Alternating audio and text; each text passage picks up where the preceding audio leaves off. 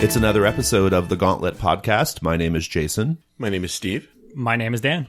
Awesome. Well, I don't know about you guys, but the last couple of weeks have been some of the most dazzling and challenging gaming weeks I've had in a long time. Dazzling? Dazzling. Most of that is owed to Threeforged, the Threeforged contest, which we have talked about before, but just a quick primer for listeners. It's Paul Sega's contest in which you submit a game for stage 1, and then your stage 1 game gets randomly distributed to somebody else who works on it in stage 2, and you're working on a stage 2 game yourself, and then you do the same thing for stage 3. And now we're in that process where everyone is reading the games and playing the games and giving their opinions on the games, and it has been and really, at the end really of it, interesting. voting on the games. And then voting on the games, yeah. Have you guys voted yet? No. I have not either. So I think I might be done playing the games as of the day of this recording, just because I think we're running out of games that we can plausibly play, based off how they are, like they're one shots, or they have they don't have like requirements that are difficult for us to manage. Right. Yeah. And there's only so many days where we can. There's like one more regular, play Yeah. I mean, I think I was very disappointed when I saw that you played Final Girl on Sunday. Why?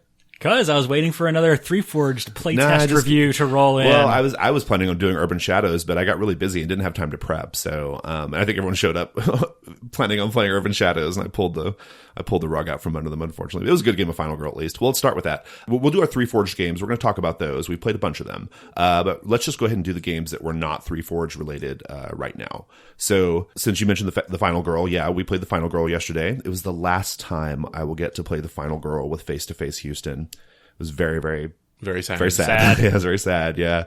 We've had a tremendous amount of fun with that game over the past few years. And I mean, some of my very favorite gaming memories. I really quite enjoyed yesterday's game. I thought it went well. I don't know about you, Steve, but I was feeling really, really grossly inappropriate. Like I just wanted to have the most camp, gross game of the Final Girl, and I think I got that. Mission accomplished. Yeah, yes, I was really happy with it. So I don't know. I think I needed it. I think after spending a week with my family, who I love, but after spending a week with my family, I needed. You just want to kill somebody. I just needed a release. Right. Like I needed this release, And so the Final Girl was that, and it was good. What did you think of it? Oh yeah, it was a lot of fun. We went with a reality show horror type setup, like reality show gone bad. Yeah, it was like that game or that show Naked and Afraid. Like a bunch of people dropped off in the jungle. Okay. With very few supplies, and so it was like the contestants plus some of the production people. And then there was the killer was genetically modified jungle animals, right, or something. Yeah, right. Like from an experiment. Sense. Yeah, so it was cool. It was fun. Did you guys ever see? There's a TV show, an English TV show. I think Charlie Brooker or somebody was responsible for it. And it was like a Big Brother thing where there was a zombie attack while Big Brother was being filmed. And so I don't know it's that one. Just regular Big Brother bullshit, but also zombies. I don't know. I never made it past the first episode of it, but it seemed so promising. The reality show that I'm really upset didn't make it is the one. Do you remember the one that took place in a castle and it was like a fantasy thing? Oh yeah. I don't think it ever went anywhere though. Well, I don't remember. They did it. The whole first season. Oh, did they? Yeah. I actually saw the finale. That was the only thing I ever saw from it was the season finale, and it was real stupid because most reality shows, I used to watch Survivor. That's the one that I have experience with, right? And so you watch Survivor, and then at the very end, they show who wins, and it's great, now everybody goes home. Right. On this one, they showed who won halfway through the last episode, because then they had to have their LARP thing, because then this person was the chosen one, and then they had to LARP out this assault on the castle where the person who had won the contest got to stab the bad guy or whatever. So it's you do conflict resolution first, and then you do the scene. Yeah, basically. That's there are games that do that, so that's okay. Cool. So Final Girl was awesome. I gather you played Fiasco, Steve? Yeah, of course we've talked about Fiasco before, so I'll keep it brief. But Wednesday I played Fiasco, and a 3-player game, and one of the players had never played a role-playing game, and it's Fiasco, and so it went great. We just used the Main Street playset, which is super simple, very Coen brothers, and it went off without a hitch, and she had tons of fun. And I had that exact same experience. I think I talked about it on the cast. I had a 3-player Main Street game with a brand new player, and it was great. Yeah, it was awesome.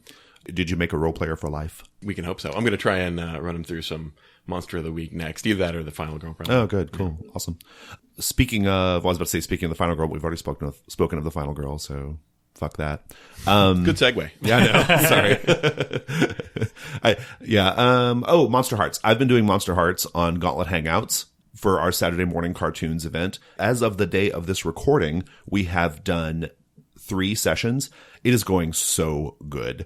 Oh man, it is great. It's a little different from other Monster Hearts games I've done in the sense that the players aren't going real hard PvP on it like we have tended to in previous Monster Hearts games, but it's still really good. I mean, the players are all very interested in telling a really personal stories about these characters, right? And I occasionally interrupt with villains and badness, right? But it's like they're very interested in telling like real personal, emotional stories, and I like it. I quite like it. It's very good. The one little thing that's kind of because they're not going so hard on the PvP part of it, they're not engaging the strings and conditions super hard, and that's a general problem in Monster Hearts, where people kind of they don't forget about those things, but if you're not reminding them constantly, like if you don't remind them at the top of every session, they may not like engage it. They'll just do their moves without thinking about the strings or the conditions. So there's a little bit of that, but it hasn't really affected gameplay at all. Like the story is going great. So really, really loving Monster Hearts. What is Mascarade? Mascarade, I think, or is it Mascarade? No, I refuse to. I think it was either Kristen or Scott talked about it on a previous episode because we played briefly like 6 months ago or something. Oh yeah, that's right. It's a card game, and that's spelled Mascarade. There's no Q involved. It's a role-based game, and so you on your turn you can do something based on the role of the card you have, except your card is face down, so is everybody else's, and one of the actions people can perform is switching their card with somebody else's under the table or not switching it. And since it's under the table, you don't actually know. So frequently, what'll happen is I'll say, I'm going to do such and such because I'm the king. And nobody at the table knows if you're the king or not, including yourself. And so you can call somebody's bluff, but you don't just say, I don't believe you. You have to say, no, I'm the king. And you go around the table and give everybody an opportunity to claim they're the same thing you're claiming. And then everybody reveals their cards. If anybody actually is that thing, even if it's not their turn, they get to do what that card's role does. And anybody that's incorrect pays a penalty to a bank. But I don't want to get too deep into the mechanics. It's a game of... What is it comparable to? Like Citadels? It certainly bears some similarities to things like Citadels or even Love Letter, that sort of thing. Most of the game is, trying to, you're trying to get to a certain number of coins, and, you use rolls as best as you can while preventing other people from doing the same. But it's mostly a game of navigating your way through confusion and just like accepting from the get-go that you are not going to, know what's going on. And the first time I played with, Kristen and Scott, it was all confusion. It was like 90% not having any idea what was going on. This time around, I was introducing it to some friends who hadn't played before. And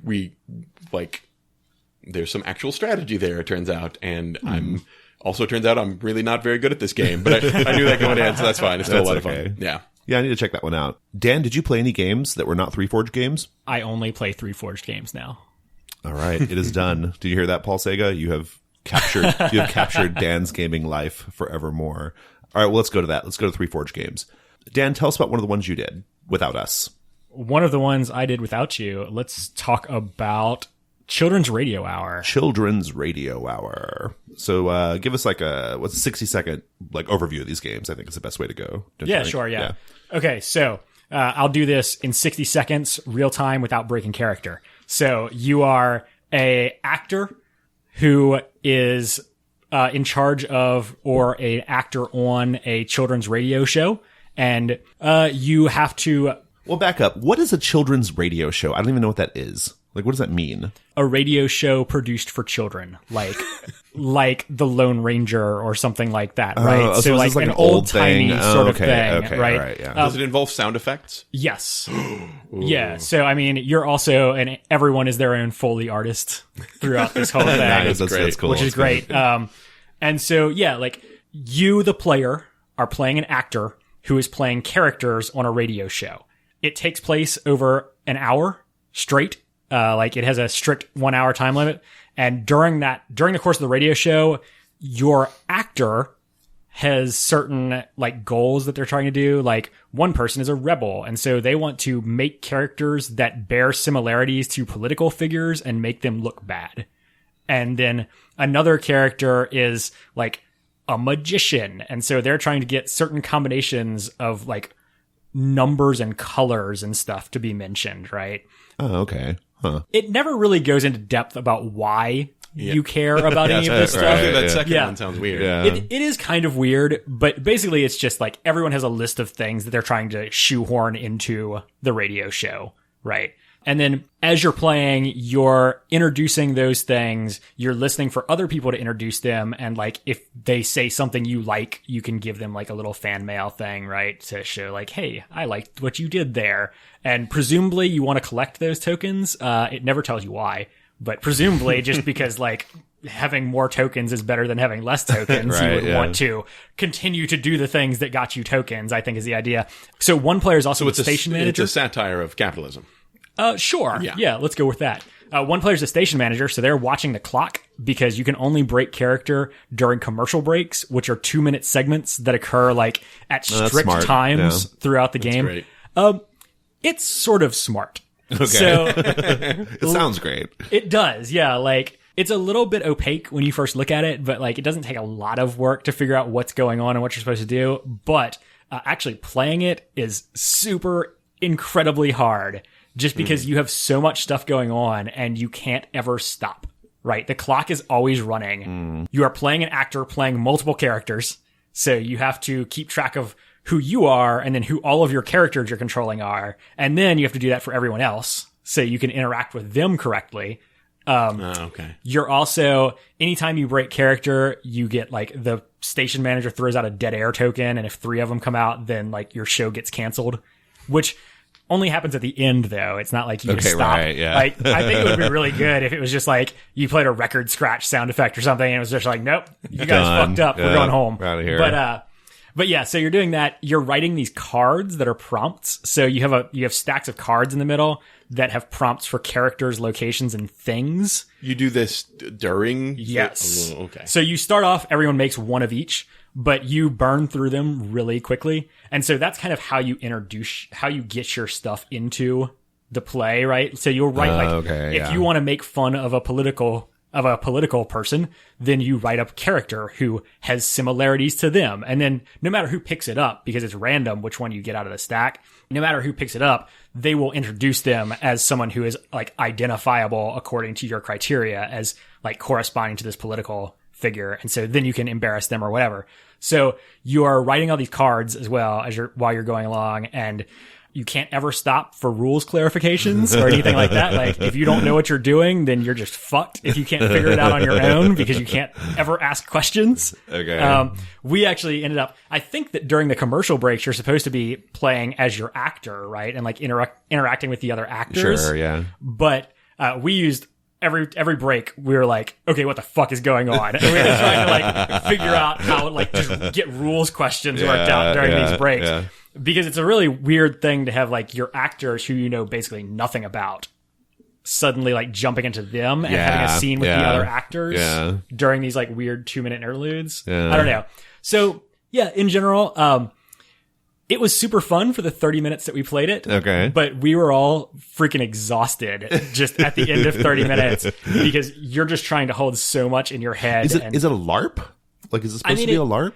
I mean, it basically is, right? Okay. Does it sort of fit in the same category as like Committee for the Exploration of Mysteries or 1001 Nights, where you're sort of, it could theoretically all be you could LARP those games, yeah. I mean, well, 1001 Nights has specific LARP rules, or right? we're like with Committee for the Exploration of Mysteries, your characters telling stories about yourselves, and this Right. is sort of, Oh, sure. Yeah, I mean, it's sort of the same Not thing, really right? out of Like, character, yeah. you are playing a person who would be sitting there at a table Yeah. talking into a microphone and doing a radio show, Yeah, right? yeah. So, I mean, it is very close, but then also you're playing this character who has like all of these weird ulterior motives and all of that. So yeah, I mean, I guess it's kind of like that. It reminds me like of something I saw in Jason Morningstar's G Plus feed where they did some playtest of a game where at the end of it, you have like a silent movie. Like it's about actors making a silent movie. And so that at the end of play, like theoretically you have this silent movie that you can watch. And it's kind of like that because I think it's something that like you could record this and at the end of it, you would have like a 1 hour radio show, right? Yeah. Instead of like an hour radio show interspersed with like 2 hours of mechanics and like rules discussions and stuff, right? Yeah, so so in that way, it's really interesting, but in another way, it's exhausting to play. So, Okay, all right. That seems like a cool idea. I mean, Yeah. it's pretty neat. And I have to say, like, a lot of these, we should caveat this whole conversation about the Threeforged games, which is to say, we should caveat it by saying these games are unfinished games, right? Right, They've had no play testing. We are probably the first people to play them, some of these, right? yeah, probably a lot of them. And so listeners, you should take our criticisms and thoughts like with a big gigantic grain of of salt. And so like just to preface that, all of these, the games that we chose to play are the ones that we liked enough to attempt to play. So like the fact that we're talking about them means that we liked them like enough something to about like them, put yeah. the effort in to actually try to play them. Absolutely. Well, I'm So gonna it's an honor even to be nominated oh, on the Gauntlet Threeforged discussion. I didn't say that. Okay. Why don't we talk about Ultranormal Encounters? Now, that's one that I played with you, Dan, and a couple of other people, right? Yeah. Ultranormal Encounters, I'll see if I can do a quick overview.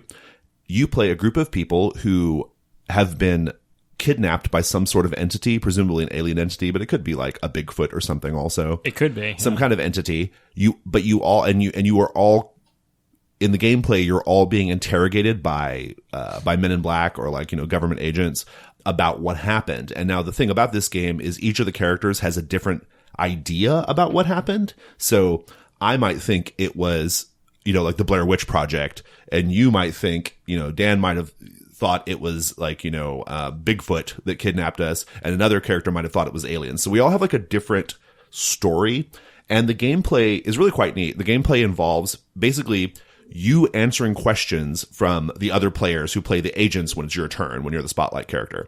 And if you say something that one of the agents doesn't agree with, they say, you know what? I don't think I buy that. And then so you have to throw it to another character and say, well, you know what? This person will back me up. And then so we smash cut to that person being interrogated, and they have some cards, and they can play the cards to determine, to indicate whether they back you up or they don't back you up. And then they narrate how that is, right? That's the basic gist of it, right? Yep. Yeah. We chose it because it sounded really cool, and the gameplay was really cool for a little bit. It got to be very, like we were just running around in circles. Yeah. Ultimately, like there was no, there needed to be a better way of like ending it, because we just kept going and going and going. Yeah. and if you do it rules as written, you could be playing it for like 9 hours. It could go, it could go for a long time. Yeah. There are definitely some Threeforged games that have questionable in-state triggers. Yeah. I mean, I'm exaggerating, but like we kind of just called it at a certain point because we still all had like I had like so many cards to go still, and right. I could have kept going, and that was a real like kind of vague explanation of the rules, but I think that was a good summary of like just what the game is and what it's about. It was fun while we were doing it, but yeah, we kind of hit the eject button at a certain point. What were your thoughts on it? I'm kind of there with you. Like it feels really good when the scene switches between characters, when it's like, this person's like, oh, well, Jim will back me up. He saw everything. And then like you immediately do this hard cut to like Jim's character, and he plays his card and is like, I don't know what that dude's talking about. Yeah, That's not how it happened at all. It was really fun. It's super cool. Yeah, it's like, really cool. Those cuts are great. And like anytime that was happening, I was super into it. But yeah, it kind of got weird because there's no way of figuring out what the actual truth is. Right. Yeah. And like the game doesn't really try to make you come to any consensus. So there was like everyone just sort of steamrolled through what their version of the events was, and like you would change a minor thing if somebody if somebody said that's not what happened. But then like whenever it got back around to you, it was usually like, and so there we were right there looking at Bigfoot, right? When it had gotten yanked away from you, somebody had said it wasn't Bigfoot, but then you're just like, no, it was definitely Bigfoot. No, it was definitely Bigfoot. Yeah. I think that was one of the game's issues for me. Each of the players has such a distinct, different story about what happened that it led to a little bit of, it felt a little gonzo, or like it sort of defied belief at a certain point, you know? The really great news for Ultranormal encounters, if the designers are listening to this, the really, really awesome news is this just needs a couple of nips and tucks, and it's a really good game. Yeah. Maybe making the differing stories not so harshly different, like maybe they're kind of different on the margins, but kind of more or less like the same, would have been really great. And also having a cleaner, shorter end game condition would have been great. So it just needs a little bit here and there, and they've got a really good game on their hands. Tell us of A Hard Goodbye. That sounds a little sexy, doesn't it? It shouldn't. No, it doesn't really. So A Hard Goodbye is a Threeforged game about characters enmeshed in an organization that is, brutal and uncaring. I think the game just described it as a human grist mill. Unsympathetic organization, and these characters theoretically want to get out and want to attempt to escape it, right? Think like the Mafia is probably the one that comes to mind. Okay, sure, yeah. One of the examples is an organization that attempts to steal cars in 60 seconds or less. Man. Usually criminal organizations, but probably some certain government things could work just fine. Basically, that's the setup for the game. And there are some things I really like about the game. You start off by jointly creating the setting / organization. And the organization, I think the one we went with was inspired loosely by like Repo Men. I haven't seen it, but I've seen that. So we like steal organs, and that went around the table and emerged as we steal alien organs back from people in whom we have implanted them. Okay, very good. And you also create like an external threat to the organization, which we decided was the aliens themselves, who have, shady motives being aliens. But anyway, the mechanics themselves lend like some, weight to the organization, and make you, they sort of ensure that your character wants to get out, even if your character is a bastard. Your character, you in character creation itself, you create what they call a hook, which is the thing that keeps you in the organization, or the thing that makes it difficult to get out. So it could be like, exorbitant bills, or it could be like they have blackmail, or it could be like there's somebody. It's a thing that keeps you in it. My Life with Master does that really well too, where theoretically you could, I guess, like if you weren't playing in the spirit of the game, you could not try to resist the master, but the mechanics kind of force you to resist the master, right? This also has, unless you're Dan and you're the master's best friend, but but never mind. A Hard Goodbye also has an out. Each character has an out, which is a person that sort of pulls your character away from the organization. It's like somebody you want to be a better person for, or somebody you care about, or somebody who can provide for you the things that the organization does, that sort of thing. And so you have each of your characters, after you're finished with character creation, you're poised on, you're balanced between the organization and wanting to get out. And character creation accomplishes that very nicely. As you go through the process of coming up with what scenes are going to be about, and then play through the scenes, it gets a little iffy. There are some issues with like conflict resolution being overly specific, and with actually my biggest problem with it is that when you're the active player, which is that means the scene that you're about to play out is going to be about your character. The rules tell you to basically, you are the driver of the scene and you set the pace, which is super weird and feels really off. There's no, like, you can assign somebody to be the adversary, but they don't have like, they don't have too much power to screw with you, it feels like. Okay. The rules are vague enough that that's not really true. It just feels very off. Yeah. I don't know that it quite butts up against the Sega principle, right? But it's dipping its toe, right? I think it's incredibly ironic that many of these games we've played violate the Sega principle in a huge way. Like they really do. I think it's like super, super ironic, but that's okay. That said, it's one of the games where I'd like to see it after, some play testing and revision, because the character creation and the organization creation, combined with just the basic premise, make me want to see more of it. Cool. Yeah. Awesome. Yeah. Did you guys finish? No, I know I wanted to fit a couple of games into the time we had. Yeah. So we played out 2 acts out of 3. Okay. Maybe even just 1.5 out of 3. And then we went to another one. Another one. Okay. Yeah. Well, but it wasn't because you mechanically couldn't finish. No, we could have finished. Okay. Got it. All right. But you got enough of a good feel for the game. Yeah. Yeah. Cool. Awesome. Well, the next thing is a Threeforged game called Last Year's Magic. Wizards in a pub, shooting the shit, having a pint. That's what they do, right? In pubs, you have a pint. Probably. I'll ask some of our UK friends. Right. I hear this is down here. Having some bangers and maybe some mash. Some bangers and a pint. I hear you can get chips. Oh yeah. Also chips. Chips and chips. Bunch of wizards in a pub. They are hanging out, and they're kind of like, kind of oddball wizards. We had one that was you want me to say what your wizard was? Sure. Okay. Well, so Dan's wizard was pretty amazing. Dan's wizard was. Oh no, we shouldn't say it. Now that I think about it, it's really bad. I don't think we should. I'm not going to say it. It was really gross, but it was really funny. Anyway, our wizards were cool and fun, and a little tasteless in some ways. But we skew that way sometimes. Anyway, a problem happens. It's a theoretical problem. Like you it's like a oh, I heard. You have a premonition. A premonition, yeah. You have this. Like, it's not a theoretical problem. It's an actual problem, but you have a premonition about it. Like it hasn't revealed itself yet. And so you have this premonition. The problem does actually happen, and then you each go around the table and explain how you're going to use magic to solve the problem. As you describe your spell, you're all engaging in a trick-taking game whereby the nuance and the shade of your description can help like send signals to the other players about what kind of card you are or are not playing.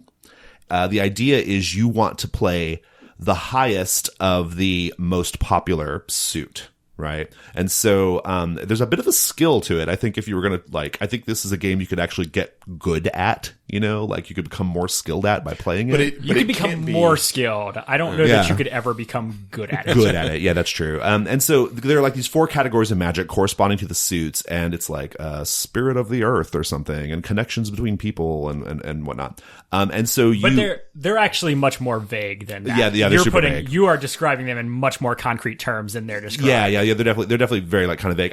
I wonder if that was on purpose. Like where they I'm sure it was. Yeah. Yeah, there's 4, like Dan said, somewhat vague categories of spell type or approaches to the magic. And you like describe your spell while not trying to give away too much information, but also giving away a little bit of information. Right, because if everyone plays the same suit, then it's a bad trick, and the problem doesn't get resolved, and whoever takes it actually loses points. Yeah. I thought the game was fun, I had fun with the RP. I had a lot of fun describing the problems and the solutions to the problems, and just kind of like being a crazy, risque off-color wizard. That had nothing to do with the game. I don't think. Yes. Yeah. It was just us, just having fun at the table because we were in a pub, doing our thing. And the trick-taking thing was it was a little flat to me. Yeah, it didn't do anything. It didn't really do anything for me. I do think there's a way of keeping it a competitive game, like where you describe your spells and there's a little competitive thing going on. I think there's a way of doing that that's a little simpler and not as distracting from the role play. But those are my thoughts. So. But it was a fun premise, and it was. I'm glad we did it. We had fun. Yeah. It was just, the trick taking thing was a bit. It just wasn't really my thing. So, but the describing your premonition is fantastic because you it always immediately comes true. So you describe what your premonition is, and then describe how it becomes immediately apparent that you are 100% correct. So you're like, oh no, I sense that an army of the undead, led by a lich, is riding into town, and then someone immediately kicks open the door to the pub and is like, "Oh God, run! An army of the undead, guided by a lich, just came into town." So, and then you're just like, "Huh?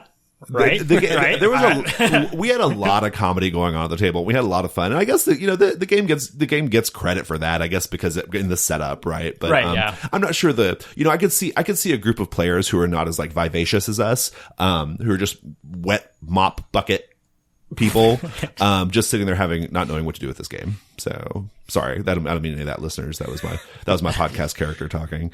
I could see a group of people who maybe like didn't know each other well, or who didn't have the same like social vibe together, not doing much with this game. Yeah, I think we were There's able to take not a lot of support for actually like enforcing good. Yeah, RP. yeah, exactly. Like, it's there if you're willing to do it. Right. Like, it gives you permission to, but it doesn't really encourage you to necessarily. Yeah. That was my feeling. That's better put. Cool. Last year's Magic, I think there's a way of keeping the competitive card thing in there. They should look at maybe that trick taking thing again and decide if that's the route they want to go with it. Next game is Timelines. That's one all three of us did. Timelines. I really liked Timelines. Yeah, up to a point, but I really liked it. Steve, why don't you summarize it for us? So Timelines centers on everybody basically plays the same character. Jamie, potentially Jimmy. It's controversial. Yes. Jamie Kaitor. And when Jeremiah. I think they picked a nice gender neutral name, so Jamie can be man or woman. I just thought about Jamie Lannister the whole time, but well, it's spelled because Jamie Lannister is spelled Jaime. Oh, that's true. Yeah, that's a good point. Yeah, Jaime Lannister. Anyway, everybody is Jamie Kaitor, and you in the setup to the game, everybody creates a regret for Jamie. Jamie basically regrets a number of things that have happened that he has done in his life, and you write each of them down on a little note card and lay them down in a timeline. They all have there's a specific like dates, and there's order of events and all that. And then added after all of these, the very last thing in Jamie's timeline is he invents time travel and travels back in time to fix all of the wrongs.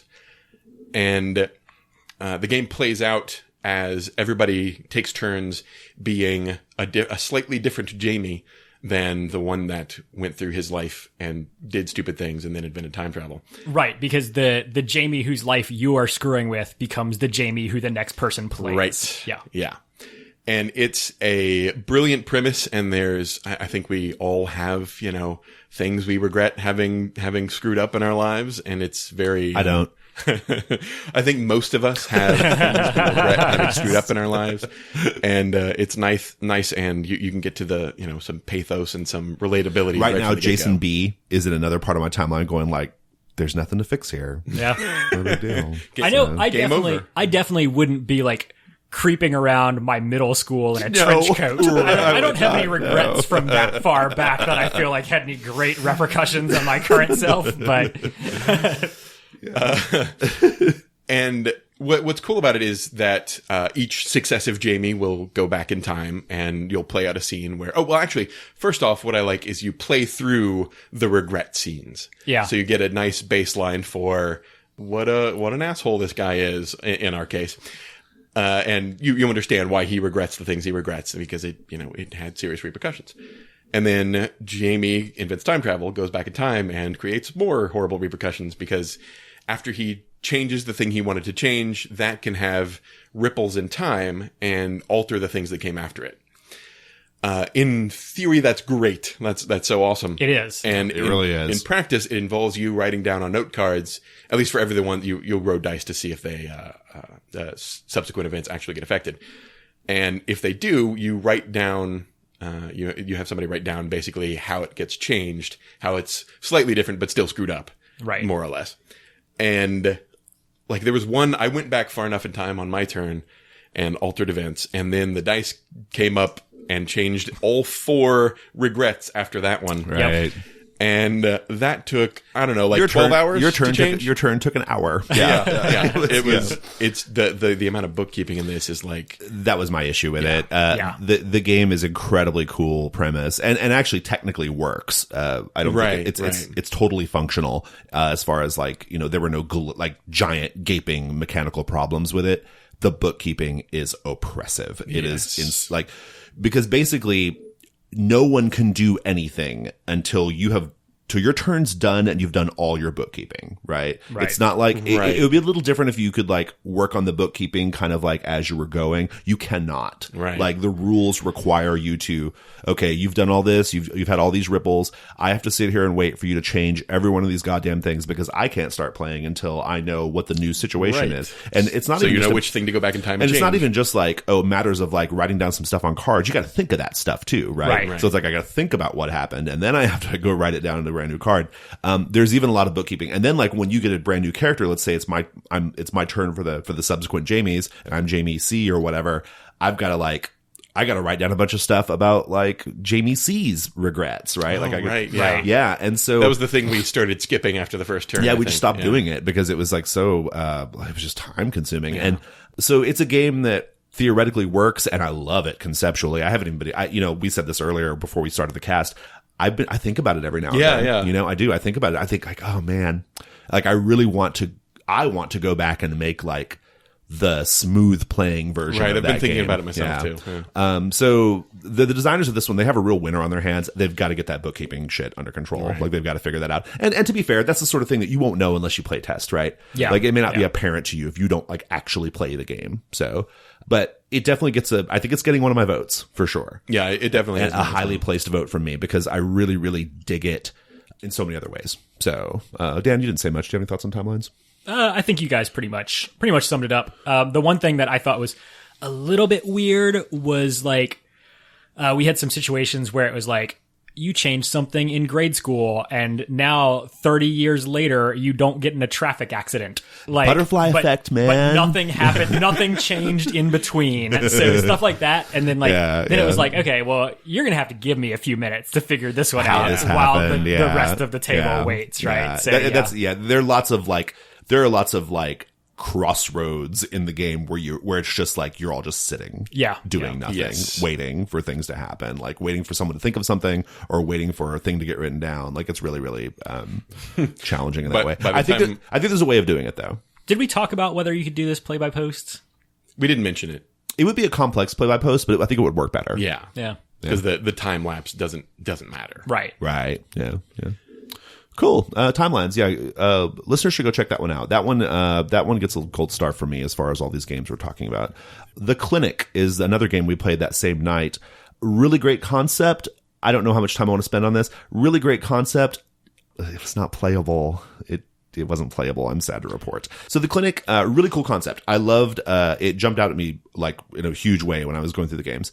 You are people who have been abducted by aliens and you're in this clinic receiving mandatory counseling from the staff members and having the staff members like perform little like psychological evaluations on you and tests and there are in the beginning there are just hints that you're not in a real clinic, but then like the terror of the situation gradually becomes more apparent, very Twilight Zone-esque, right? Like the way it kind of like I'm theoretically like the way it develops and eventually your characters try to escape and that sort of thing. Very, very Twilight Zone-esque. In terms of like mood and feeling, I really loved it. Like I was like, this is cool. Like this is a really cool thing. And this is another one where the setup is very evocative. And great setup. Great, yeah. gives you a great starting It point. has one of those awesome setups where I love it when games do this, where they have like just lots of questions that you have to answer, and by thinking about those questions, you're forced to think very critically about the setting, right? And what is going on. And so I love stuff like that. Boy, gameplay doesn't work. The biggest issue with it, and I think this might be the fault of Threeforged and the way Threeforged was set up, it has layers and layers of mechanical complexity. I think we figured out that it has, I think it's like 51 different scene types. There are like so many different. 53 or something right? like that. Yeah. There are so many different possible scene types and you have to, on any given turn, you have like these 4 cards, which, any player can jump on, and you have to like, and the number of the card and the suit of the card determines what your scene is. And each of those is the scene type that card would indicate is in a list 53 long, or Right, yeah. or rather, 14 long, long, and then the suit colors and the suit colors and stuff. And then, so you have all these different scene types. Each of the scene types, like each of the 14 principal scene types, have like kind of slightly different mechanical like things going on, different conflict resolution. The conflict resolution itself is really lengthy and not particularly interesting. It's kind of like a it's very fiddly, but it doesn't feel like you're necessarily like, it doesn't make a lot of sense why. Yeah. Yeah. It's got a lot of knobs and you don't know why you're turning them. Why you're turning them. Yeah. Exactly. Yeah. At its core, it's okay, I'm trying to do a thing. Do I do it? Yes and, yes but, no and, no but, perhaps, right? Very, like Archipelago, right? Or games like that. That's the idea, except it's not just that. Right. Like, it's not as simple as that. It ends up being just that, but there's like 8 steps to go through. Exactly first. right. Yeah. There's all the other people can do things. I can do a thing. I can throw a card down. I can reveal a card. I can do this. I can do that. And ultimately, all it just boils down to is yes and, yes but, no and, no but, right? And so, yeah, you're right. That's a good way of putting it. Lots of knobs. Don't know why we're turning them. Right. Yeah. Regrettably, we couldn't finish it. It was just, it was so cumbersome. And, but again, there's good news here too, though. I think they could just cut a lot of that stuff and the game would be great. Yeah. You know, It would go a long way just on the strength of its setting. Yeah, yeah, it really would. I mean, you could just make like a simpler, scene framing type game where, with a little cleaner conflict resolution and the setup alone, like you're going to have a great game there. You just got to cut, just cutting a bunch of that stuff. It's kind of an easy fix, honestly. So yeah, the clinic. An easy fix. Just take out all the mechanics. Just take out 2/3 of the text. No big deal. No, really. Truly. Because I got the impression when I was reading it, and this game was the most like 3-4G of the games to me, because I got the impression that, whatever that means, right? I got the impression that the first player had this really like crystal clear idea of what they wanted, right? Mm-hmm. And then the second player added their thing. And they had a real strong idea of what they wanted. And then the third player didn't like no revision was happening. It was just like the third player was like, oh, I'm going to add my great big piece that I like. I like all their stuff too. I'm going to keep it. And I'm going to add my great big piece to it. And it just became this monster, right? I think when did we start talking about my phase 1 game? Oh, at least your phase 1 game made it all the way through. That's true. All right. So I think that's not the danger of Threeforged. I think that's a thing that can happen in Threeforged, right? Like, if you've got if the second person is like, oh, I love that, I'm just going to add just a bunch more. Right. And the third person, I like all that too. I'm going to just add a bunch more. Like that, you're going to end up with that, right? So, anyway, the clinic. Next thing. Oh, tell us about Psychic Detective Agency, Steve. Okay. So Psychic Detective Agency is, it bills itself as an American freeform LARP. But there's not actually any mechanics that prevent you from just playing it at their table, which is what we did. They just saw that phrase somewhere and they're like, I like that. I'll make That's my game an extra 3 words. Right, Sweet. yeah. Word count ahoy. So Psychic Detective Agency is basically exactly what it sounds like. There are 3 different types of psychic detectives, and you are, you're supposed to have a ratio of like 1 detective for each audience member. That's the other type of player that can be involved in the game. And the 3 types of detectives are the post-cog, the empath, and the precog. And at any point in the game, which is very freeform, there's structure is not a thing with this game. At any point in the game, somebody can ask a question.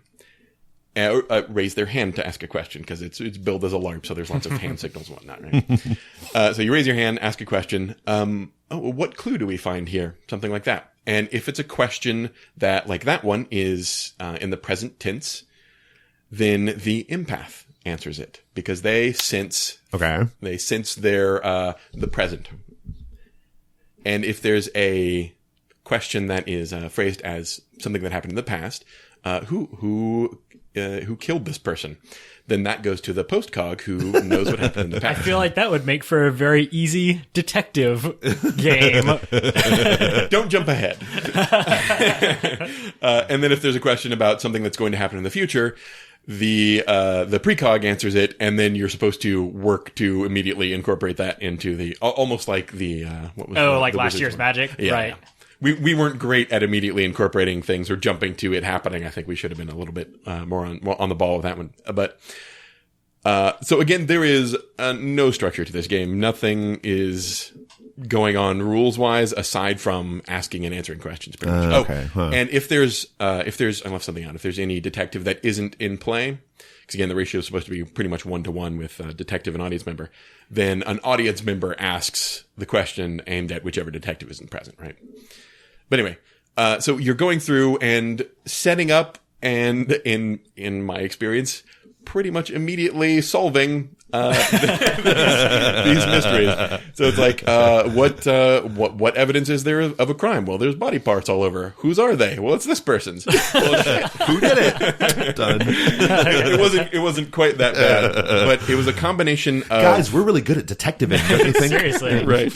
It was a combination of like three things that stuck out like sore thumbs, and that's 3 thumbs. So I don't know how many people are involved here. But there's precogs have 3 thumbs. That's how you know. Right, that's right. Yeah. So 3 things sort of stuck out to me as being, speed bumps to this game's entertainment, right? One of them is, as previously mentioned, you set up a mystery, you immediately solve some aspect. Immediately solve mystery. Right. The other one was, since it's, it's supposed to be a LARP. We were doing it at tabletop, but it still goes at a decent clip usually. You're not like writing new NPCs down on cards and handing them to somebody. You're more often introducing NPCs, and then probably, somebody else asks another question that takes you in a different direction, and then when it circles back around to that NPC or to a place where it would make sense for that NPC to be, you're like, who's that person again? I have no idea what's going on. I'm really lost. There are 700 facts. I have lost track of most of them. And then third is that there's a lot of, this is definitely a game that you would, if we played more of, we would get better at it, right? Sure, yeah. Because it's very improv, and like if professional improv folks were doing this on stage or something, I bet it would be awesome. Right. But so like somebody would raise their hand, and then we'd all stare at them, and then be like, yeah, what? No, like who did like. Because there was that woman, and there's a lot of like hemming and hawing, trying to phrase the question properly. And then there's a few extra seconds where it's like, wait, is that in the past? Do I answer that? Right. No, that one's for you. Okay. Yeah. So I would happily play a revised version of this. As it is, it's a little chaotic for me. Yeah. Cool. Awesome. Wait, I'm sorry. We need to back up. I left out the best part. Again, it's LARP, hand signals. So when you're a psychic answering a psychic question, you put 2 fingers to your temple. It was this person. Unless, of course, it's out of character, then you put your hand to the side of your mouth, as if you were making an aside. There we go. Huh. All right. Very good. So I think the most interesting thing about that game to me is that I didn't know that empath was like the present tense version of your cogs. Yeah, I think they probably should have gone like clairvoyant or something. I don't know. Or just a cog, right? Cool. What's Fear of the Dark, Dan? So Fear of the Dark is an awesome game. It is about little kids, and they are at someone's house. Presumably they kind of live there, or they're related to people who live there. So it's a bunch of kids trying to go to sleep in this dark house. And there's a lot of adults there too. And they're like, they're behind a closed door doing like weird adult party things or something. Nice. No one really knows what's going on in there, but like the kids are kind of under strict instructions to like not go in there, to be in their rooms and to go to sleep. But, they are little kids, and they have all forgotten things that they need to accomplish before they go to sleep. So like one of them might just be thirsty and needs to go get a drink of water, or like we had, one of them was like, oh, I don't think I've seen my cat recently, and I'm afraid that the cat got left outside, so I need to go check on the cat. And so they all kind of sneak out of their beds to go accomplish their little tasks. But at the same time, because they're little kids and they're in a dark house, and, there are no adults around, really. They are just scared shitless of everything. And so they're like imagining all of these horrible things that are in actuality just, very mundane things. Okay, We had one of the kids was sneaking down a hallway and sees like 2 glowing eyes at the end of the hallway, right? And so then he's like convinced that it's like a tiger or something at the end of the hallway, and he's like climbing up the walls, like doing acrobatic stuff to try and get past it, and like falls down on it and realizes like, oh, it's a pile of laundry, and it was like the moonlight was shining off buttons and it made it look like eyes, right? So it's stuff like that. So I like this. This these is cool. kids are like, Yeah. these kids are kind of working themselves up and getting terrified about things that are just very easily explainable if you're an adult. I love this. As listeners will know, I love all games that are about like child terror. Yeah. Like I love that. And this is a good one. Yeah, as a theme, I love games where it's about like childhood terror, right? And this is good. I like it. Yeah, it's so good. And as they're going, you kind of like lead them on as the GM, you lead them on until they all get to a point where they have to kind of face their fears. And so they need to confront the darkness either by hiding from the darkness, fighting the darkness, touching the darkness, letting the darkness touch them, or something else. There's a certain number of triggers that like cause this to happen. And then you do this little card game thing. It's very quick, very easy. If they wind up failing because of the mechanics, they can either choose to react like a child and like scream or run away or like go get an adult or something like that. Or they can choose to be touched by the darkness, which means that like they see that whatever they were afraid of was actually nothing. Like they see through it and they realize like, oh, that was just a pile of laundry, or oh, that was just a tree branch, and maybe maybe I shouldn't be so afraid after all. And so like eventually they sort of grow out of that mindset of being like frightened of the dark, and then they go on to become like it's kind of strange. Like it's phrased strangely. They become teenagers. But I think it's just a shift in mindset, right? Where they no longer fear the dark, but then they remember what it was like when they did. And so they participate in scaring the shit out of the other players who are still afraid of the dark. Oh, nice. Oh, that's good. Yeah, I like it. That's I dig it. Yeah. So yeah, really it's cool. great. Loved it. It played well. No real complaints about it at all. Is your number one right now? I don't know. It's in a dead heat with one of the ones we'll talk about later, I think. Yeah, cool. So I played a game that the two of you were not in, and so I'll go ahead and talk about that. That is The Book of Armaments. I quite like this one. I think it's my I think it's maybe my third favorite one so far of the ones I've read and played. Really dig it. So the idea is, before play begins, the group thinks of a weapon. You forge the weapon, right? It can be a fantasy weapon, which is what we did. Or it can be an historical weapon, like the classic, this is my rifle. There are many others like it, but this one is mine, right? It could be, they even like get real, like it could be a crowbar or something used by some thug, right? It's just a weapon. And you play out a series of rounds in which it's a 3-player game. And despite what the rules say, it is a strictly 3-player game. I don't care how they try to make it like it's something else. It's not. It is a 3-player game. But it could be more than 3. One person just has to watch. Yeah. Player 4 just sits there and watches. That's what they do. It's a 3-player game. 1 player is the weapon. 1 player is the wielder. And 1 player is the world. The wielder player begins play by describing the wielder and how they came to have the weapon, right? Yeah. And the world player is basically like the GM, and they present situations and problems for the wielder to deal with. The weapon player, they have to always be thinking of a way the weapon can help solve the problem and make that suggestion to the wielder. And so everyone has their own hand of cards, and it's all just like just whoever plays a higher number, right? And you will each have your own deck, right? Of the world has 2 suits, and then the wielder and the weapon have the other 2 suits, 1 each. How do you break ties, or it just has to be higher? It must be higher. If so let me go back. The world player says, okay, you have the giant bastard sword of Farfanel or whatever, and you are currently facing down the dragon, and I think that is a diamond challenge rated 10, and I put that card down, right? And so they have to put down, they can't put down a card higher than a 10 because 10 is the highest number, but they have to like start putting cards down to defeat it. And I can put more cards down to make it even stronger. But you do all this, like, it's all a result of the narration, right? So you could lay down multiple cards to add up. Yeah, it can keep going. Like, we had several, like, chains that were, like, 6 or 7 cards deep, right? And because the situation just keeps getting, like, better but not resolved, or, or escalating or whatever. So you're kind of going back and forth. Whichever of the 3 players runs out of their deck first, that dictates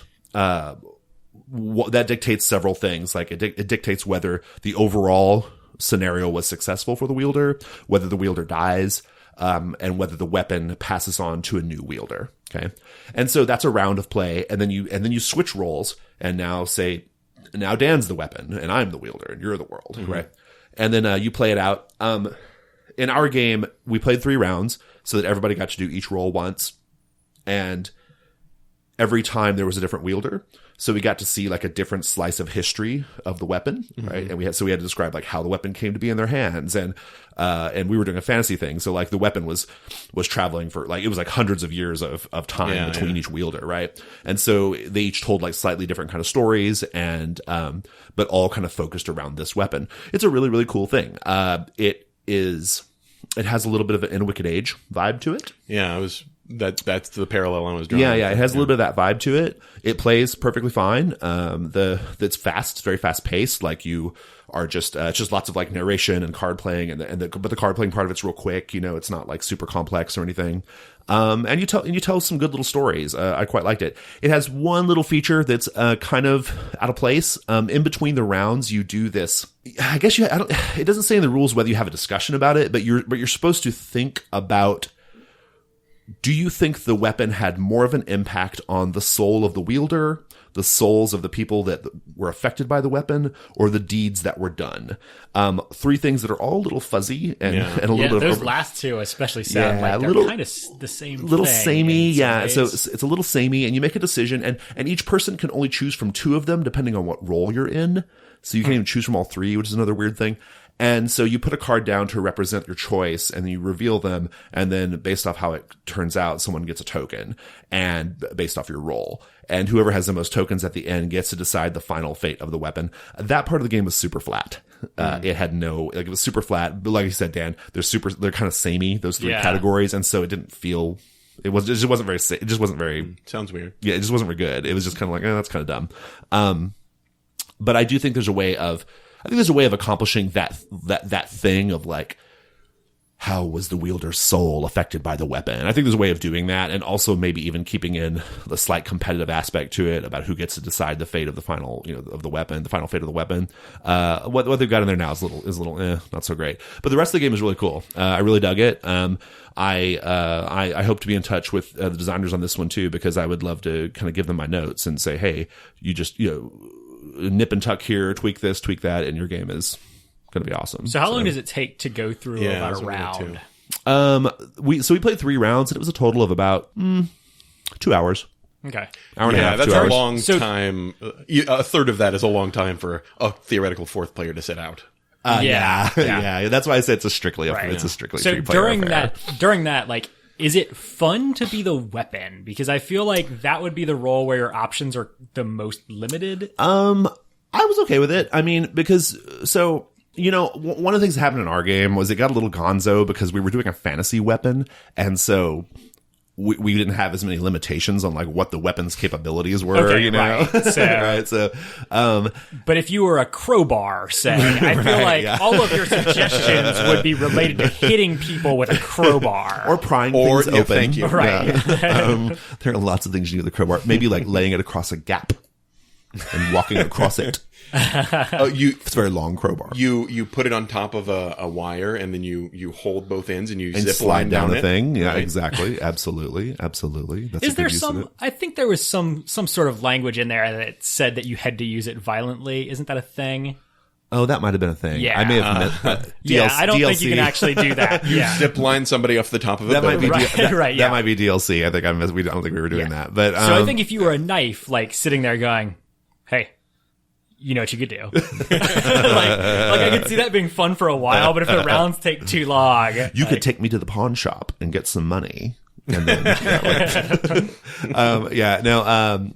that might be one of the things that maybe needs to be cleaned up a little bit. Yeah, but I mean, it was okay. But, it's a cool vibe. Yeah, but it's a super cool vibe. I mean, because we were doing a fantasy thing, we didn't really have that issue because we kind of go as crazy as we wanted. It got a little gonzo, if I'm being honest. I'd like to play it in a more historical setting and have like a more serious game because ours got a little wacky, but towards the end especially. But it was good. Yeah, it was solid. Book of Armaments. I really liked it a lot. Cool. And speaking of games that have some In a Wicked Age flavor, we played In a Week of Sharks. Oh, which look has at you with almost the no segue. Wicked Age flavor. Look at you with the but- segue. What the hell? All right. Wow. I'll Jason, you're fired. Let you do the show, Steve. In a Week of Sharks. So I guess we'll just do that one then. Way to follow that segue up. Well, it wasn't my segue, so So let's just like light it on fire and just watch it burn. Just wallow in the. well, I wasn't ready for it because that was the over next game on the list. So I know, that's why I had to say it. Yeah, threw me for a loop. Well, But screw you. In a Week of Sharks. Why don't you set it up? In a Week of Sharks is more or less the Jaws role-playing game. It's not. Jaws is a little serious, I think, for what you can expect to come out of In a Week of Sharks. Yeah. But it's the giant shark killing everybody game. It's the Mega Shark versus Giant Octopus minus Giant Octopus game. Okay. Right. Our game had definitely had like a sci-fi movie vibe to it for sure. Yeah, it was camp for sure. Also, speaking of Gonzo, our game went to interesting places. One of the players isn't quite a GM, but is rather Vescor, the shark player, right? Right. What's it called? The greatest predator known to? The greatest killing machine conceived by man or nature, I think. Something like that. That's good. It's very well described. Yeah. And to start the game off, you do character creation. And you do a sort of like joint pool character creation, not too dissimilar from what you do in The Final Girl. And there's this common pool from which you can pull characters. And in order to get those, here's the In a Wicked Age part. Aside from the, sound alike sort of title. The week. The Shark Week in a Wicked Age joke. Right. There are these, the equivalent of, what do you call them? In a Wicked Age, not muses, oracles. Oracle. Yeah. And so you'll draw, 3 cards, look up what each of those 3 cards each. Right. Yeah. Sorry. Each. Yeah. 3 cards each, look up what each of those cards means, pick out the one you like. This is 2 choices too many, in my opinion. And then that will provide you with sort of what sounds like the setup for a movie, except you're each doing that. Right. Yeah. And it's like 4 or 5 little movies. Right. Yeah. Sort of ham-fistedly mashed jammed together. Each other. Yeah. And the setup for your little movie, whatever, will provide character suggestions. So like mine was a scrupuleless, tabloid reporter looking to. I think they call that unscrupulous.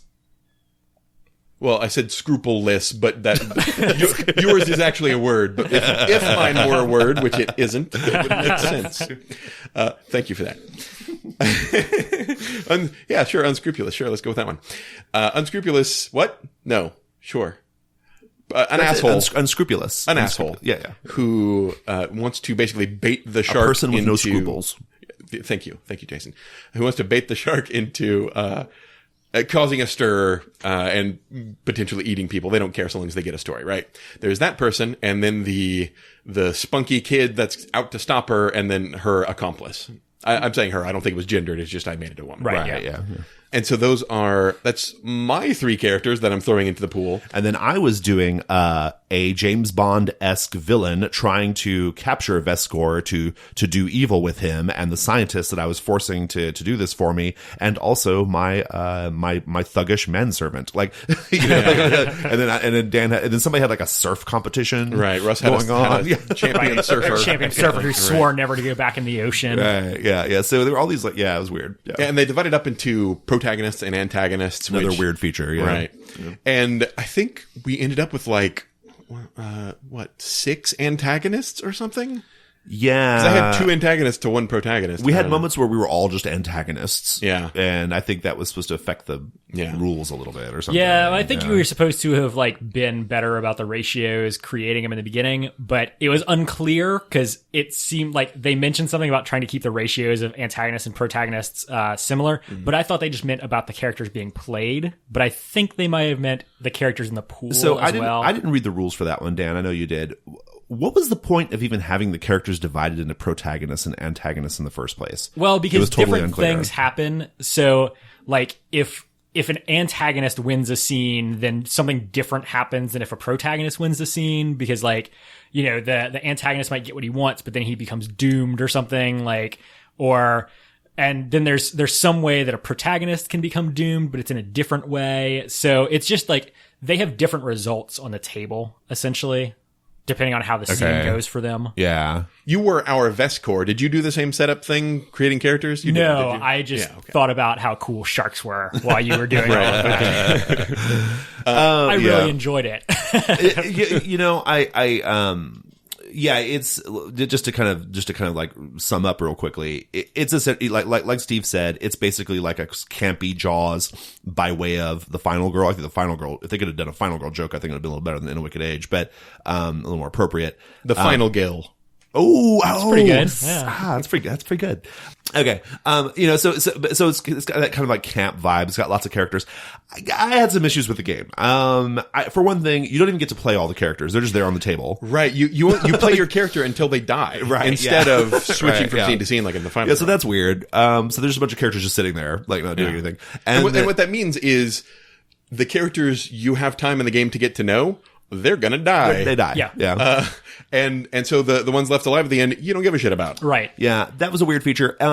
The conflict resolution, such as it is a pre thing you do before the scene where you play rock, paper, scissors, but it's fin, tail, teeth. Fin, tail, teeth. Cute.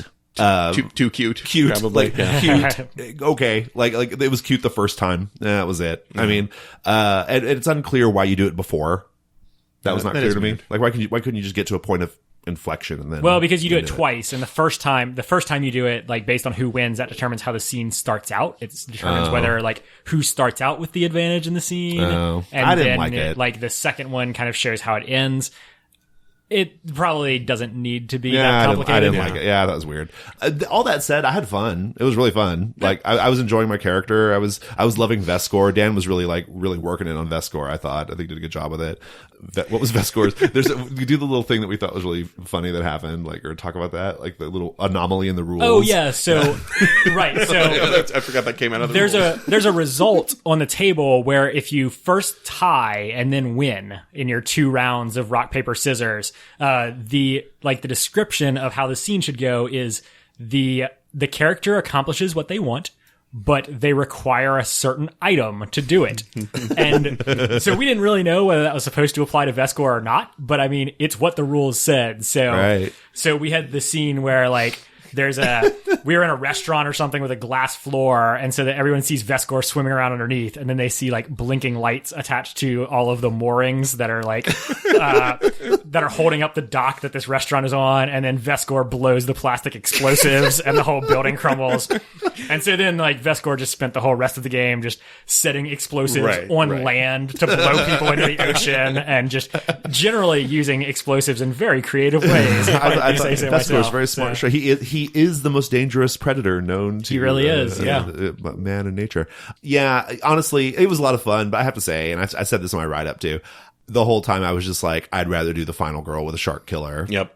Or I'd rather do zombie cinema, but with Jaws, like Jaws cinema. Yeah. That sounds like it would work really well. Yeah. I think spreading the joy of Vescor around the table would be a good idea. Because, how come only one person gets to be Vescor? Like, being Vescor was fun as shit. Yeah. Like, I would have done that all day. But I think I think I said in my write-up, like I'm pretty sure I had more fun than everyone else combined. I don't know. Just murdering people. I enjoyed over and over. I had fun with Drago Draconovich, my villain. I was having fun with that. But it was, it was fun. It was goofy. I'm not really feeling it. It was okay. Yeah, it was a laugh. Yeah. It was. Is that just the last? Are we on the last thing? It is forbidden. Oh, it is forbidden. Oh, yeah. I'll set up it is forbidden. It is forbidden is, I guess, well, the rules, they even call this out. It's a little bit like Dog Eat Dog in that you have a native population and then you have like some visitors to the population. These newcomers, and they don't get along often and they have problems with each other. It's one of these games a little bit like The Quiet Year in that I don't even think it's a role-playing game, really.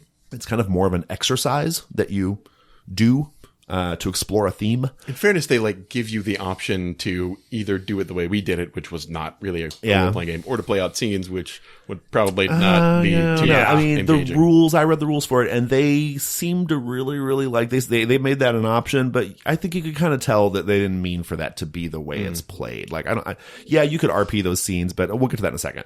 So the idea is the table's on 2 different teams, all right? The visitors and the natives, right? I don't remember what the natives are called, but but that's basically what it is. So one half the table's on one team, the other half the table's on the other team. You come up, you answer some questions about the other people. Is it about the other people or about your own people? Well, so it's about the land that you're on and about Right. your impressions of the other tribe, essentially. Right. Yeah. Yeah. So you answer these questions, which is pretty fun. You kind of sets up like what the deal is between these two people. And it's neat that like the way the questions are set up is that you're defining things about the other team essentially, Right, but yeah. doing it in a way that like shows kind of your values. Yeah, So yeah. it's like clever in that way. I Yeah, thought. yeah, it was good. Yeah, it was pretty cool. And then you play out turns. They're not. You can make them RP scenes. We chose not to, but basically you play these series of turns where. So it's my turn, and I'm a visitor, and I narrate my guy. Oh, you have these roles too. Everyone is a role. Like I'm the chieftain, or I'm the law I'm the enforcer, or protector, whatever. or, Yeah. So I narrate my guy like doing a thing, or my people trying to do a thing. The visitors, someone from the visitor team then says, "No, we're going to stop you from doing that. That is forbidden because of X, Y, Z." Right, and then we write that down on a piece of paper, and then it's the next person's turn. Basically. Yep. Yeah. Yeah.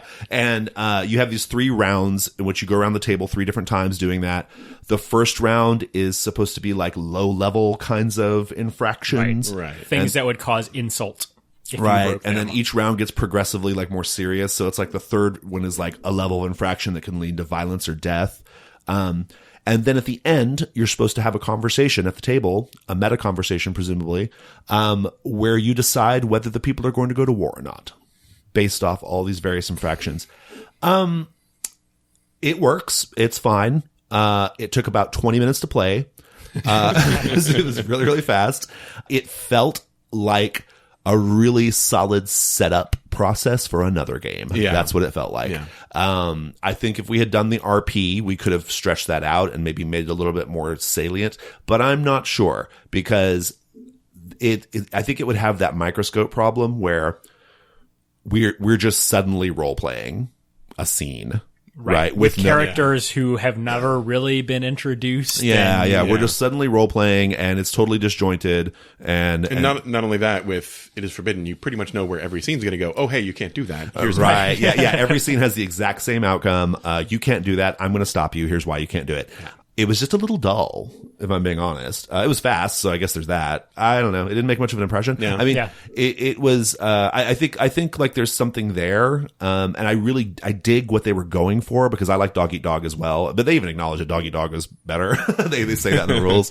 They say it's different. No, they said better. No. They say Doggy Dogs. They say this is a much better version of this. Right. They say that Right, specifically because it's a story they're not trying to tell. They say this is not a game about colonialism or anything like that. Like, if you want that, play Dog Eat Dog because it's better for that. They didn't actually just say, this is a better game. I thought they Right. did. Yeah, I thought they did. No, thought it they- wasn't, yeah, I thought it they wasn't a did. blanket statement. It was like, if you want this experience, It could have do been. this game because this is not the story we're telling. Huh. Interesting. But they are kind of telling that story. I felt like. But they're not. They're very explicitly not because both civilizations are on equal footing. Oh, that's true. There's That's a not good point. one. Yeah, There's not a that's power true. imbalance Yeah, between them, true, which is true, the whole true. crux of Dog Eat Dog. Yeah, I got it. No, that's true. I just it felt it was a little like here and then gone to me. And I also didn't like that. I didn't like that each turn basically had the same outcome. Like there was no like tension. Yeah. Yeah. There's no tension. It was like, oh, we know what's going to happen. You're gonna not like it, and you're gonna tell me why I can't do it. Even if there was some sort of resolution mechanic that like, this guy says why you shouldn't do it, and then you roll to see if you do it or not. That wouldn't be much better. Well, it'd make it more interesting at the end Oh, when you sure, decide yeah, if you're going yeah. Oh, to that's war true. or not. Oh, It that's would a good actually point. make it a story. Oh, that's true. Yeah, that's a good point. I mean, instead of just a list of rules. I'm not sure it would make it much better on a turn-by-turn basis. I think it would make that final conversation more salient. Right, yeah. Yeah, for sure. So, yeah, it's just kind of... another thing I thought was odd about it was by the time you get to the third... We talked about this on the day. By the time you get to that third round, like, it's real... there's no nuance, right? It's like, I kill this guy. You can't do that. do that. Yeah. It is forbidden because murder is against our law, you know, like in the early rounds, it was a little more interesting because it was like, I am going to go collect the sea turtles that gather in this cave. We're going to stop you in this way because these sea turtles are sacred to us. That's more interesting. Yeah. Right. Right, yeah. Nobody likes being murdered. Right, And, yeah. Like, Exactly. those are like the explicit stakes for the final round. Yeah, so. yeah. So that third round especially, it was like, okay, like, this is all right. Right. So we have a law that you can't murder us. Yes, and then the right. next turn it's like, we also have that We law, have that law it as turns well. out. Yeah. Just in the other direction. Yeah, it is forbidden. Like I said, I dig where I dig the concept. I know where they were going with it. It's just a little flat. It's a little short and a little flat. That's all. That just leaves field work. This is my number one game. Same. Yeah, it's up there with Fear of the Dark. I'm not sure which. Yeah, we didn't get to play that one, so yeah, I do like the way you've described Fear of the Dark. Though sounds really, that sounds like something I want to do. Yeah, field work. Why don't you set it up, Dan? Sure. So field work is, you are playing like tech support guys, like think Geek Squad or something, where you have a customer base who calls the office with issues, and you are like dispatched to solve them. The list of supplies you have is like a van and a laptop, and that might be it. And then it's like, if you need other supplies, we recommend that you source them at your destination, or just come up with another way to solve the problem.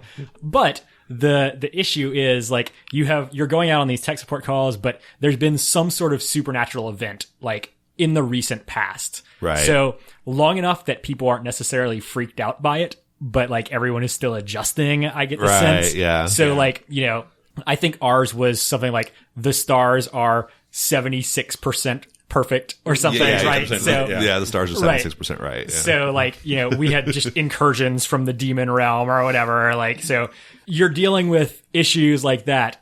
It's a pretty like explicitly 4-player game, I think. You could do 3 probably, but I think they call out 3 or 4 players. And so it's very separated. Everyone has kind of their own thing that they're doing. So you start off, you set up your character, and one of the questions that you answer is, why does your character work alone? Yeah, so, I liked that question actually. Yeah, and so then that sets it up where like it's not weird that we're all going out by ourselves to do this stuff, but you have a supernatural GM and a mundane GM and a company GM whenever it's your turn to go. And so the mundane GM kind of says like, hey, this guy called and he's having issues with his router. Go check it out or something. And then you get there and the mundane GM kind of describes the scene, like just like, what's this dude's house look like when you walk in, whatever. You do an initial investigation roll to see what the source of the problem is. And the problem can be either a mundane problem or a supernatural problem. And then at that point, you decide how you're going to solve it. You roll some dice. You will have a 50% chance of solving it or a 50% chance of making it go even worse. And so there's like this snowball effect where you try to solve a problem and create a new problem. And you also haven't solved your initial problem. So now you have 2 problems, and then you have to fix both of those. But the good thing about it is like the clever design part is you have like 5 things you can do. You can do like 5 things before you're just like, well, guess I'm going to head out. Sorry about your router and all the ghosts. Right. And so then you just leave and you come back to the base and you get a sort of debrief by the company GM who like in the form of your supervisor will ask you about the job and all of that. When I realized that was the rule, I didn't read the rules for this one, but when I realized what was happening where we could get to a point where the problem is not solved and we just stop, I was like, oh, that's going to come off weird where you just stop, but it did not. Oh no, it comes off did not. Exactly how you would expect it. It is perfect. To. It is perfect. Yeah. Like it was so perfect in play. It was, it felt so good. It was really funny. It was just like, well, sorry about all these zombies. Like there was like, I can't do anything about this. I'm just going to go. And then like the ones I really enjoyed, like when the initial problem gets solved, but there's all these demons and ghosts and shit. And you're like, well, you have internet again, so I'm just going to go. It's so good. It's so funny. One thing I like every part of this game.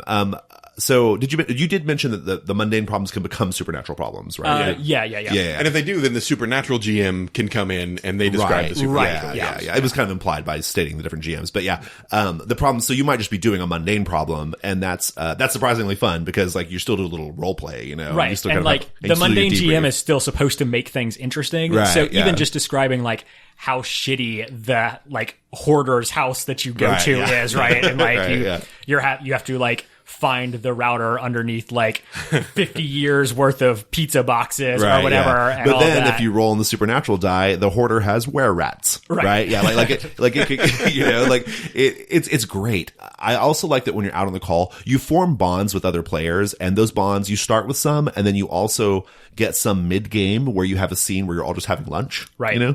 And you can use those bonds if the job is really going against you, you can spend a bond to get some help from another character. It's a mechanical die roll thing.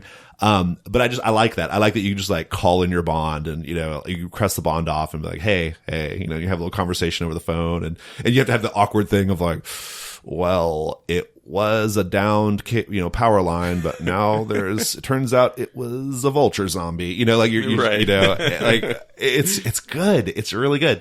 I liked the lunchtime scene. I love the debrief scenes. The debrief scenes were tons of fun. Yeah, those were really great. Super fun.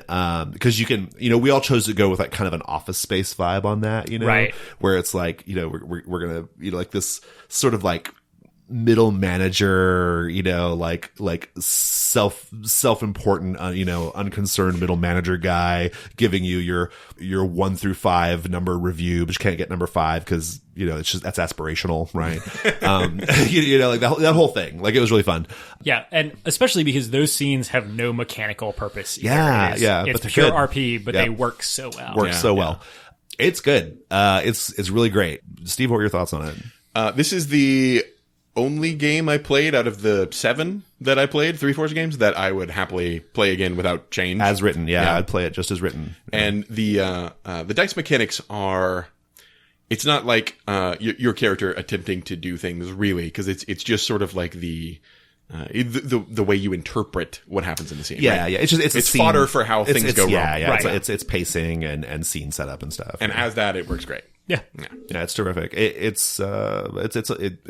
don't, you know, I wish I knew who the designers were. Like, I'd like to know who designed it, but I guess we'll find out eventually. But if you're listening, you guys knocked it out of the park. It's really good. Yeah, super fun game. Yeah. I've never played Inspectors, but I heard some of the people at the table. Oh yeah, the game very much feels like Office Space by way of Inspectors. Yeah, okay. That was the vibe I got. Or maybe not Office Space, but like, I don't, there are movies and shows about IT geeks, right? I don't watch any of them. I think there are. I don't either. Maybe. They make me super uncomfortable. It's like that by way of Inspectors, you know, like it's got that vibe, you know, kind of that kind of vibe to it.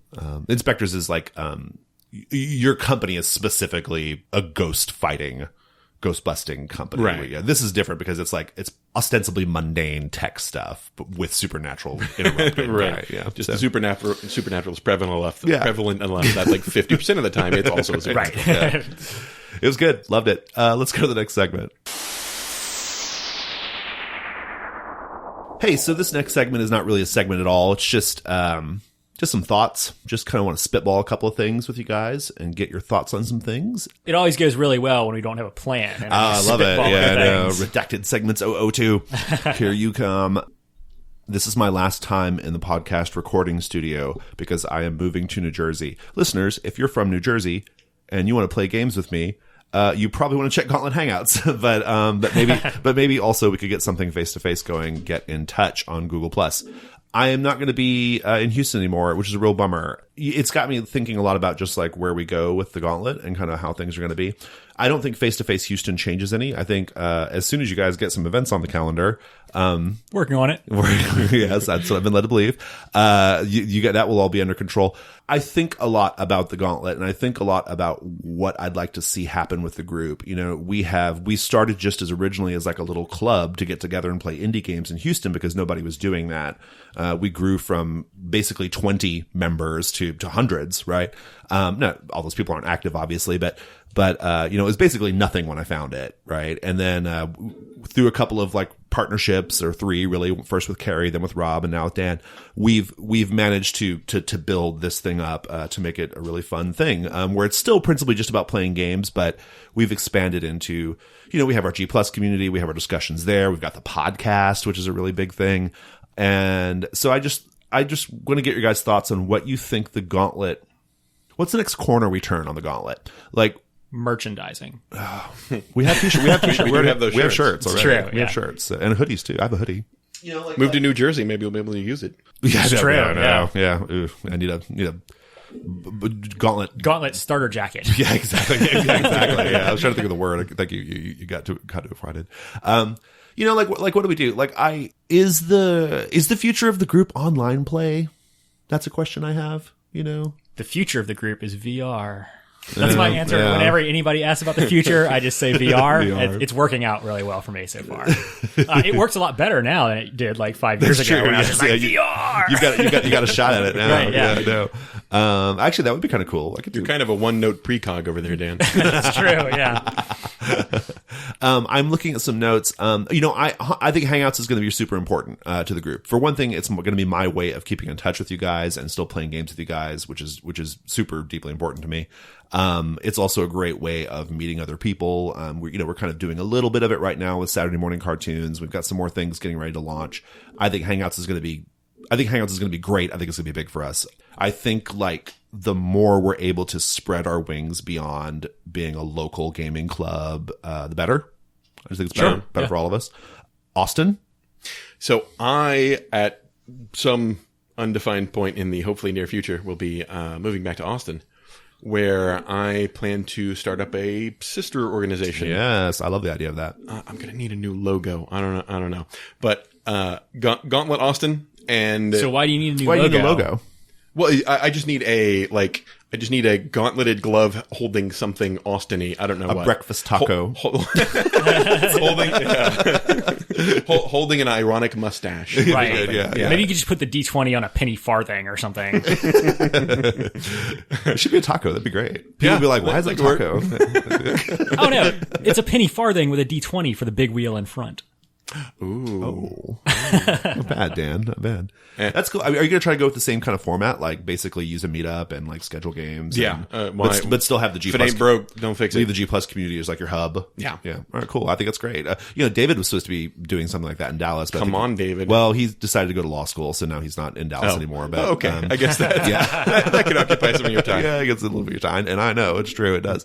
Gauntlet Austin. We'll have Gauntlet New Jersey, I think. I'd like to do some face-to-face in New Jersey. I think that's going to be awesome. Still using the G+ community as the hub and the podcast as our marquee thing, that kind of helps, bring us to the world, as it were, our world of less than 300 listeners. The wide world of, I don't even know how many listeners we have. I just threw a number out.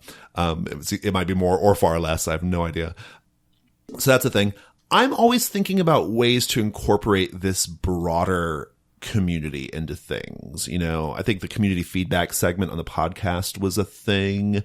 I'd like to get some of those folks that I've gamed with online to co-host the show every now and then. Sure. I think that would be fun. I think we should find a way to go to maybe more of a roundtable format on the podcast, with more people. I don't know if that's possible, Dan, but we'll see, I guess. Yeah. Those are all things I'm thinking about. What do you guys think? Yes. Okay, good. I'm mostly thinking about how it would be nice if, at least somebody on the Gauntlet would schedule some Hangouts games for a night where I'm not totally occupied always. I know. You could run them. Oh, right. Oh, hey. Bing. I'll come play. You know that. I'll come play. Yeah. Oh, that had literally not occurred to me. Folks, listeners, Gauntlet Hangouts is for everyone. If you think you can get some players, if you think you can take a thing, let me know. We'll get you a day. If you think you can hit a weekly game or a bi-weekly game, I'll make sure you have players if you're willing to do it. That's a thing. I will make sure you have players. So please, if you're in that community, please, and there's a day you think you can make something happen, let me know. Steve? Yeah. I'm thinking about that. He's thinking about it right now, listeners. He's currently wheels are spinning. I'm just thinking about where do we go from here? And if listeners have any ideas, you should definitely chime in with me. Chime in and let me know, because there could be a piece of the puzzle I'm missing, there's a piece of the execution puzzle I'm missing on some of these things. So anyway, that's all I had. I just want to throw that out there. Great. I'm going to miss you guys. But miss you too. But I could have died as well. So it's not there's all sorts of reasons why. Here's the thing. Are you just saying this is better than you dying? Well, yeah, that's what I'm saying. I'm saying I'm saying like there's lots of reasons why. I agree. There are lots of reasons why any one of us might not be here, right? Including death, right? I just happen to be moving, so. But if I died, we couldn't do hangouts together, right? That'd be It's true. Yeah. unless I was a ghost, which I don't believe in. That is a point. But if you had been uploaded into a computer, Oh. you would be exactly the same in the exactly same situation. I'd So be like it Johnny would not Depp in that- improve or make the situation any worse. I'd be like Johnny So- Depp in that movie where they did that, except it'd just be for role playing games. That'd be badass, right? Except you'd like I could run all the role playing games, the network all over the world. You'd That'd be able badass. to. You'd be able to play timelines. Yeah, exactly. Oh, yeah. I know, right? That's authors of timelines. That's the only way that game's happening. Yeah, someone needs to be uploaded into a computer to make it work. No, in all seriousness, though, it's like I've always viewed my role in the Gauntlet as paternal in nature. I feel like a father, and you are all my 20 or 30 children in Houston. I care deeply about each of you in a very profound way.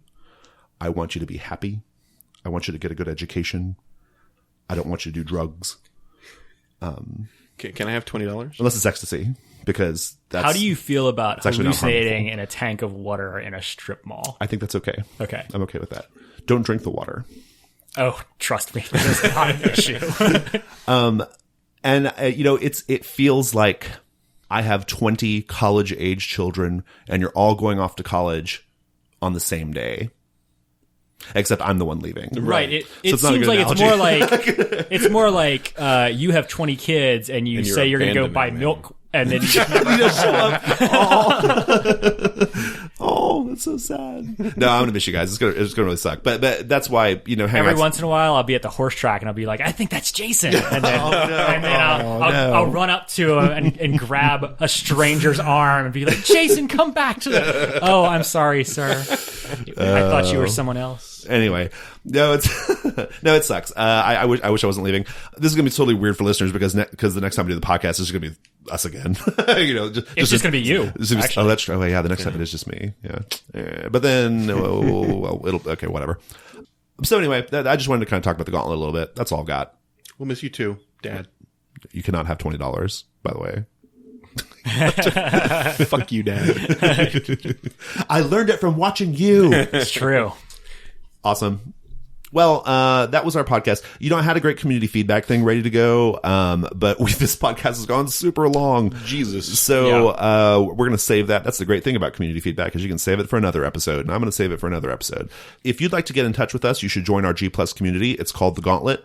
You just go to the community section of Google+, search for The Gauntlet, and we will pop right up. We also have an online gaming community called Gauntlet Hangouts. Same procedure. Definitely go join a game. If the game is full, RSVP yes anyway. I'll put you on a list of alternates. We currently have 14 games on the schedule, more being added pretty soon because we have to start getting November ready. And that's it. Thanks, guys. Thanks a lot. Thank you.